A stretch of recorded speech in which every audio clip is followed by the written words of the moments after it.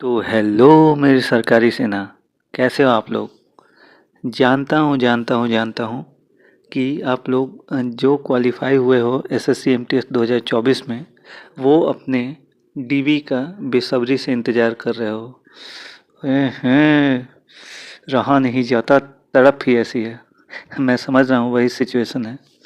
तो इस रिगार्डिंग मैं बताते चलूँ कि डीवी आना चालू हो गया है एमटीएस का भी।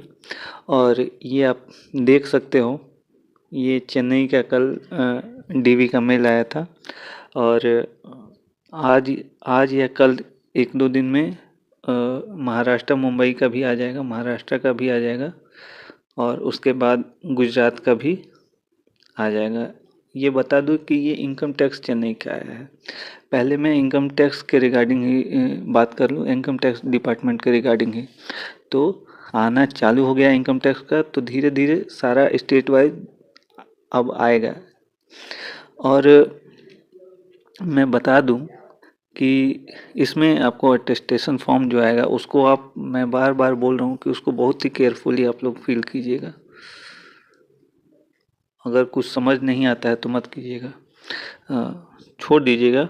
जो समझ नहीं आएगा, और उसको वहीं पे जहाँ आपका डीवी होगा वहीं पे आप फिल कीजिएगा। जो भी वेरिफिकेशन ऑफिसर होंगे उन्हीं के निगरानी में। ठीक है। अब दूसरी बात आ जाती है कैरेक्टर सर्टिफिकेट। ठीक है, कैरेक्टर सर्टिफिकेट और मेडिकल के रिगार्डिंग।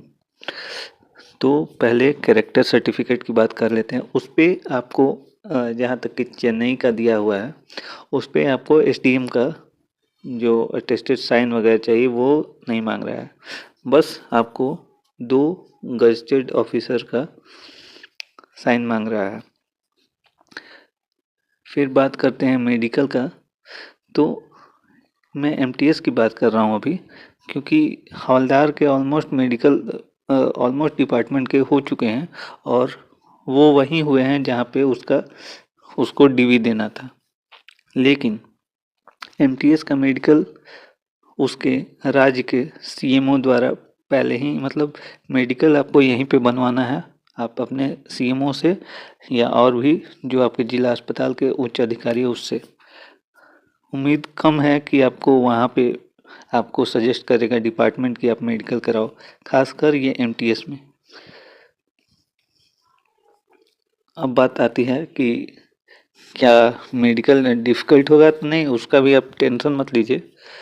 कोई भी डिफ़िकल्टी नहीं आएगी, चाहे वो आई साइट हो, ठीक है, आई साइट हो या कुछ भी मामूली वाली कुछ प्रॉब्लम हो, तो उसमें आपको डिफ़िकल्टी नहीं आएगी और बाहर नहीं होंगे आप।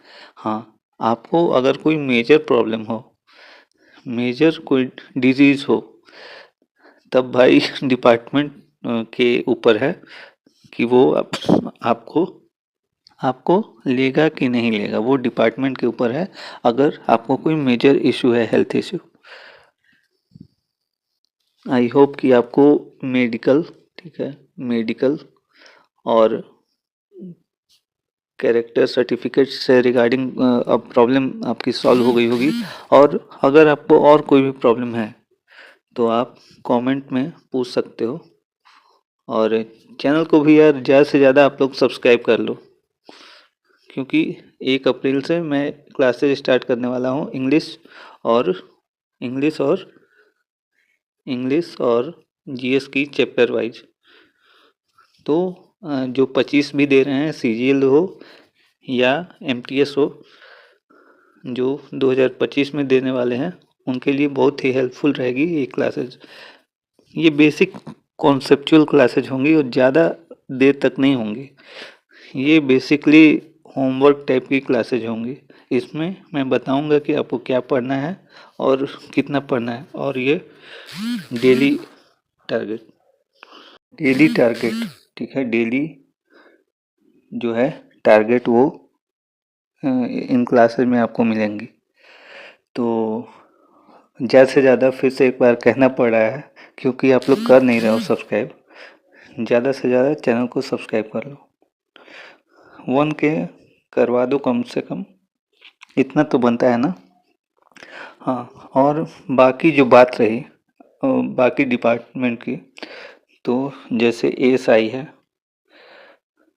या अ, और भी डिपार्टमेंट है, ईएसआईसी वगैरह, जो डिपार्टमेंट है जिसमें ज़्यादा वैकेंसी थी अब की बार, उनका तो इनकम टैक्स के बाद ही, इनकम टैक्स के सारे डिपार्टमेंट के मेल आने के बाद ही उनका मेल आना स्टार्ट होगा।